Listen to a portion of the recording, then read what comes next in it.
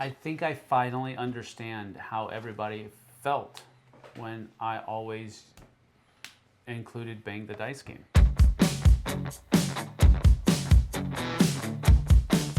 Hey folks, welcome to the Flipside. I'm Sam. I'm JT. And this right here is our top 5 hand management games. Numbers 5 to 1. If you haven't seen it already, you can go over to the Dice Tower, and we put our bottom 5. That's numbers 10 through 6 over there earlier today. So this here is our top 5 games.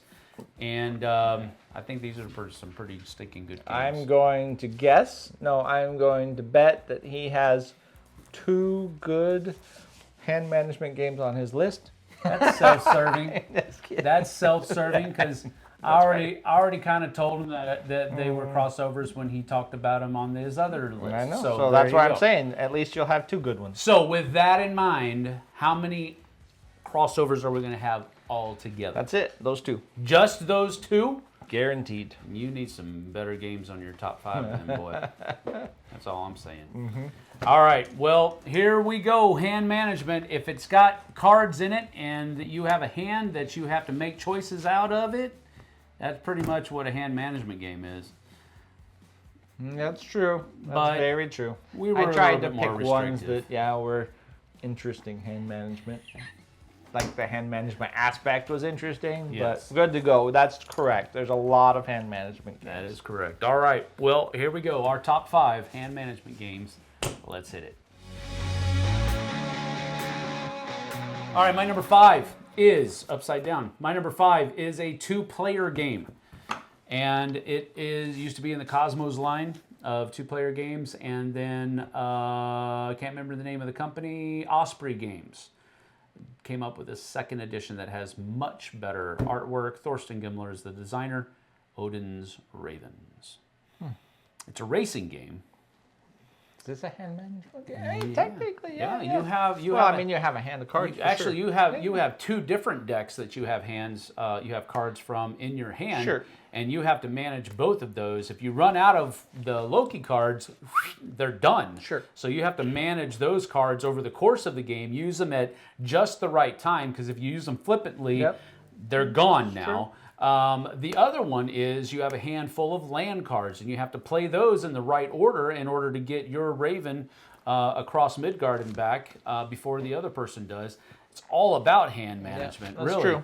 True and statement. I really enjoy this game. This is one of our go-tos as far as 2-player games are concerned. The only drawback is that it does have a pretty large footprint for a 2-player game, because you got to lay all of those. I think there's I want to say 16. Yeah, I think it's something 16. like that, cards, and you have to lay them out, and it just takes a big footprint, but it's a really fast, easy game to play, and we really enjoy it. So that's my number 5, Odin's Ravens, specifically the 2nd edition. And if it's not 16, at least we're both wrong. That's right, instead of just one Fair. of us. That's a good game. I didn't think of it for that, but yeah, that's a good game. Yes. All right. Well, my number 5 is slightly heavier than that, unfortunately. If he says slightly, it means it's incredibly heavy. Yeah.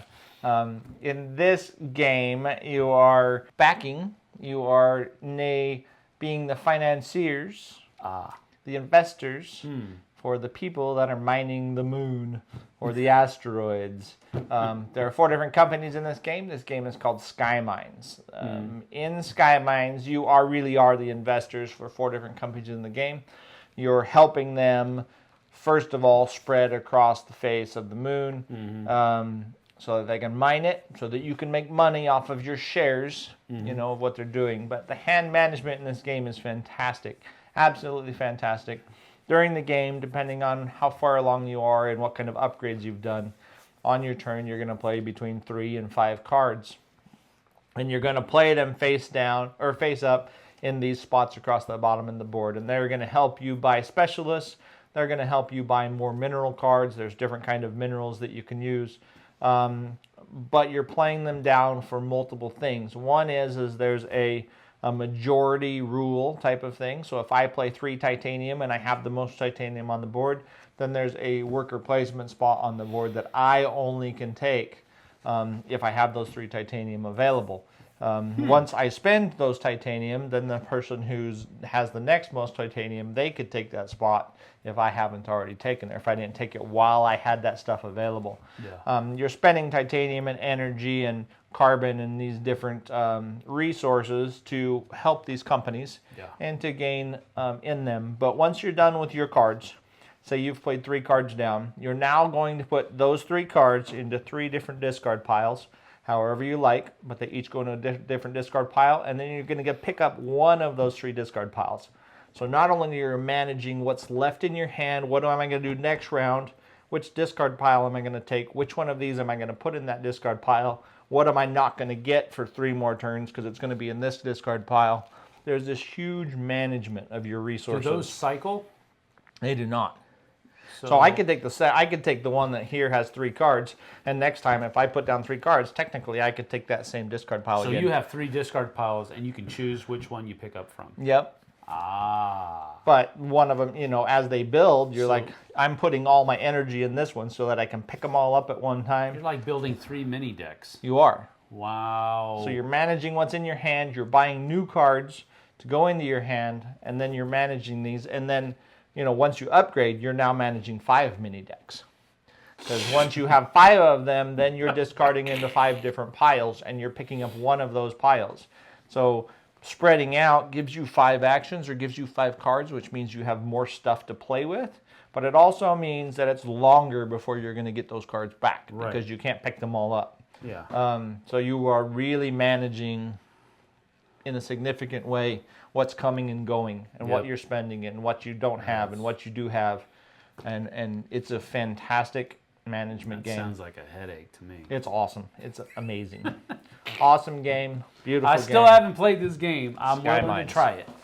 3.9 on BGG. That's not bad. It's probably too late saying that, but just kidding. There's some think to it. It sounds pretty heavy. It's pretty heavy. Sounds pretty It's pretty thinky. It's a great game. All right, my number 4 is a Viking game that you have to manage your hand in a couple of different ways. You're not only managing what you're playing down, but then once you've played it down, you're also managing what you're going for to go after the different journeys that are up on the top of the board. This is called Gnar. And one of the coolest things about the game for me is how simple. I mean, we just talked about a really difficult, sounds like it's a really difficult hand management game. This is a really simple hand management game, and that's one of the beauty things for it. You're managing what you're playing down, and you're also managing 2 things there. You're managing the resources that you're getting, and you're also managing the crew members that you have available to you to go after all of these different journeys and Vikings that are available on the top of the board. One of the coolest things about it for me is that you can go after a number of different things with how you play out your management, how you play out your hand.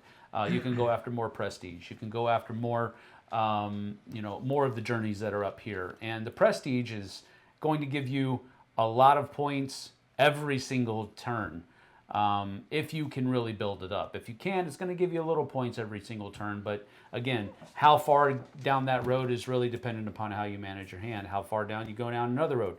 You get it. That's what hand management is all about. But I really do enjoy this game for its simplicity. It comes in a really small box, and there's so much game in that little box. And I really enjoy this game a lot, and it is all about hand management. Looks great as well. So that's my number 4, Gnar. Gnar is a great game. All right, my number 4 is a little old game called Dune Imperium. Oh boy. Dune Imperium Uprising. You are making a different list. I am. You're making like super heavy but hand management. The hand management in Dune Imperium. Yeah, well, that's what I like about hand management, was when there's a lot of depth in that hand management and not. It's a versatile mechanism as well. It is very versatile, and this is a deck builder where you are building up your deck. But your cards mean everything to you. They tell you what spots you can go to on the board. They have special abilities that happen on them. But the cool thing is on your turn, it's a worker placement game. You're putting these cards down to do various things, gain spice, put people on Arrakis for battles, gain influence with the different guilds. You're doing all of these things based on what you play in your hand. But it's not only the card you play, because this card I play down, it might give me a special ability, then I get to put my worker out on one of the spots that it allows me to put my worker out on. And I'm doing that in combination. But whatever cards I keep back in my hand have a different ability that when I get done with my worker placement, I get to place all of those down and do everything across the bottom of all of those cards.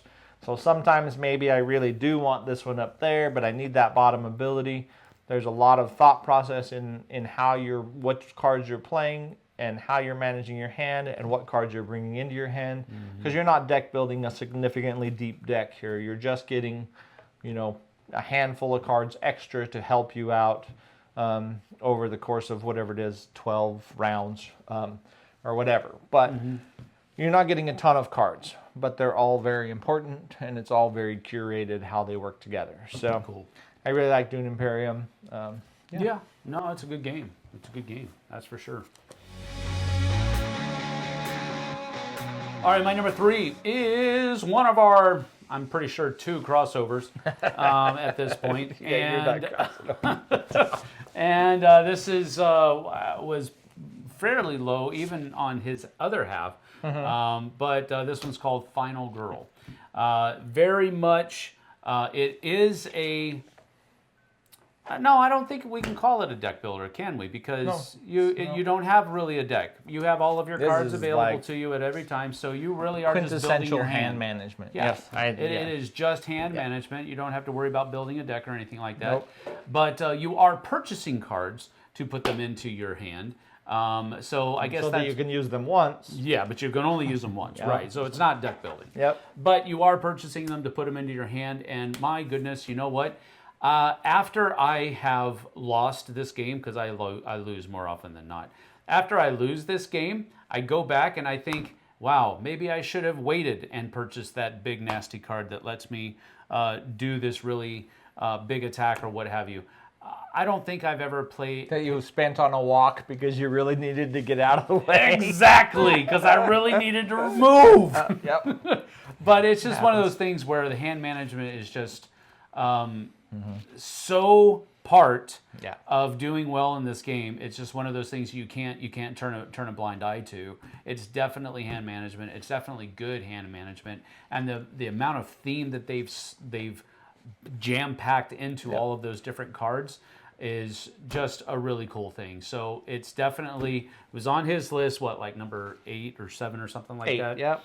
And it's number 3 on mine because I really do enjoy this game, and I think it really does shine with that hand management mechanism. Yes, for sure. So that's my number 3, Final Girl. Yeah, the hand management, this is, like I said, quintessential. Yeah. All right. My number 3, now there are several games with this kind of mechanism of hand management, but this is the one I chose to put on here. My number 3 is Aquatica. In Aquatica, you start out with a hand of characters, and those characters have different abilities on them. They have, the ability to fight these locations so that you can take them. They have the ability so that, that you can get more characters, that you can buy more characters, and then they have special abilities on them as well. So you are adding characters to your hand as you go. But as you play down your characters, you continue to play down until at some point in time you're going to have to play the Matrona, which is when you get to gather up all your cards and have your hand again. So there's a lot of management in that for sure, and what timing you do and when you play that Matrona, and especially when you're trying to bank treasures, when you're trying to bank the locations at the right time, right before you play the Matrona or whatever else, so you can get that bank locations card back. There's a lot of that. There are other games with this mechanism and with that kind of hand management, like Last Light or I can't think of others right now, but there are several. Or Welcome to not Welcome to the Moon, Mission Red Planet, things like that. Oh, yeah. That have that same kind of hand management style. They have that card that you play and you get everything that you play back. Yep. But I really like Aquatica. And there's a couple expansions out to it that just make it bigger and deeper and better. But yeah, Aquatica is a fantastic game. That's a good pick. All right, my number 2 is a game that probably gets knocked on a lot more because of the dice rolling that's in it and the randomness of the dice, but how you manage your hand is of more importance to me than rolling the dice, because rolling the dice is statistics, or statistical, I guess. But how you play your hand is more important to me in this game. This is called Memoir 44. Oh. You hear the disappointment in his voice.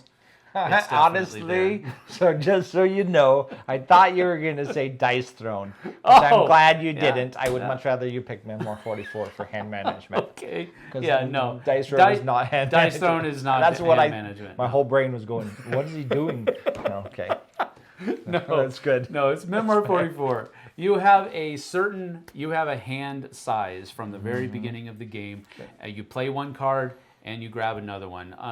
Unless you play a certain kind of card that lets you draw 2 and you can pick one. But you basically have your hand of 4, 5, or 6 cards for the entirety of the game, and what you do with those cards really kind of determines whether or not you win or lose. Sure. Now, the way you're supposed to play the game is that you're supposed to switch sides. You play one side as good guys versus bad guys, and then you play again with the different sides, and whoever has the highest medal differential is the winner of the game. And the reason they do that is because it is an asymmetric strategy game. Yep.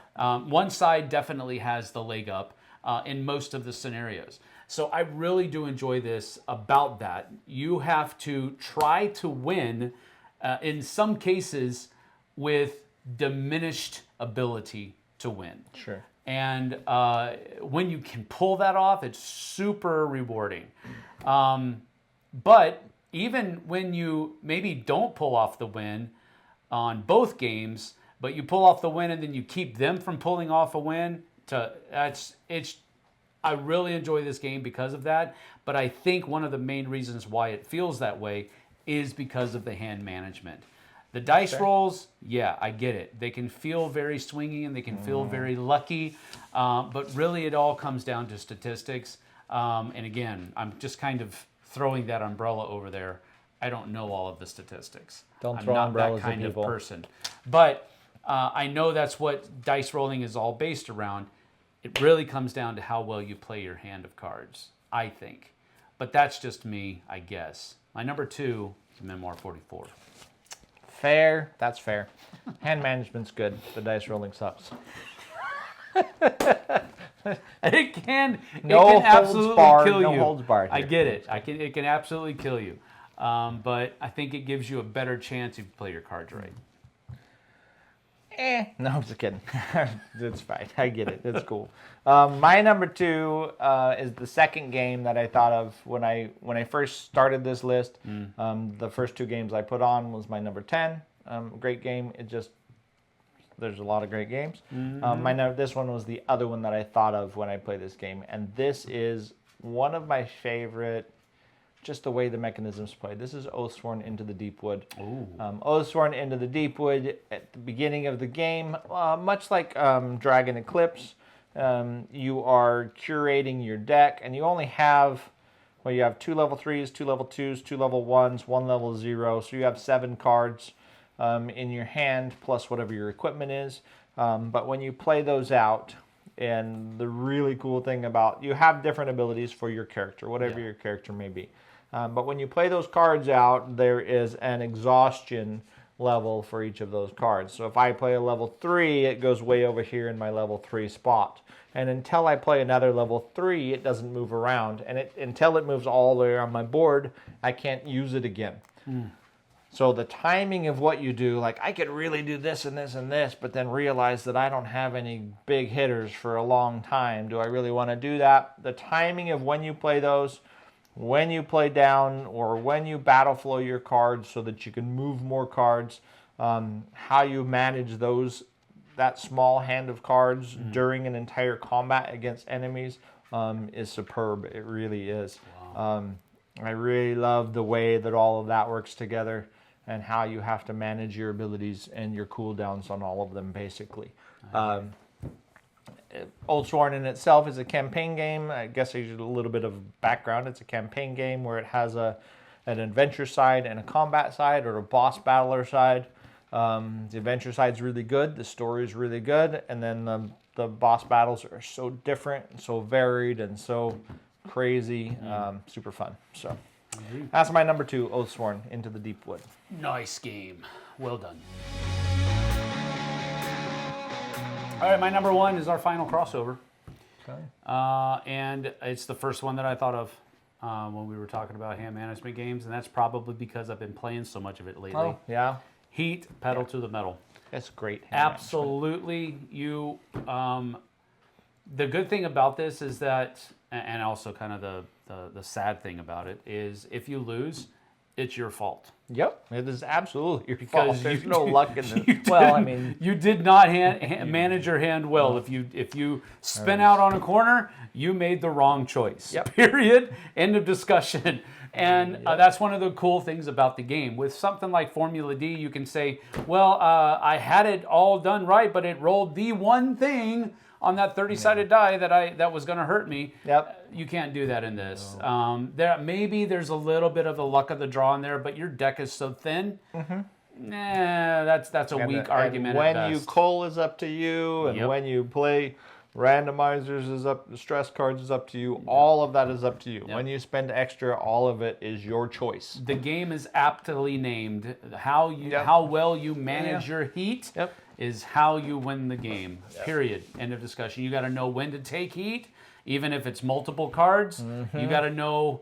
You have to have a plan in place in order to get rid of that heat out of your hand. Yep. There is so many cool things about the hand management in this game. It is such a fun game, and gosh darn it, it looks great too, Sure does. because it's got Vincent Dutrait's artwork on it.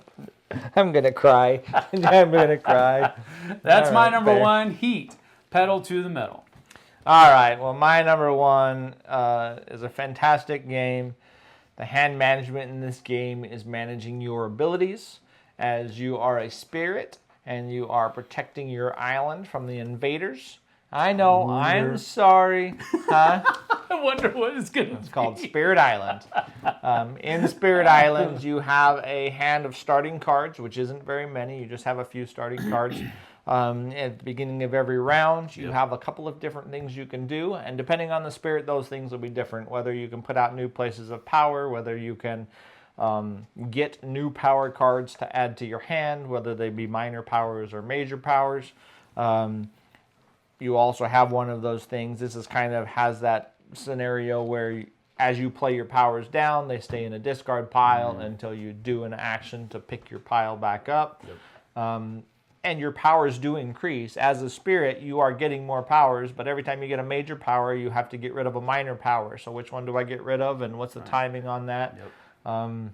Curating your powers and defending the invaders.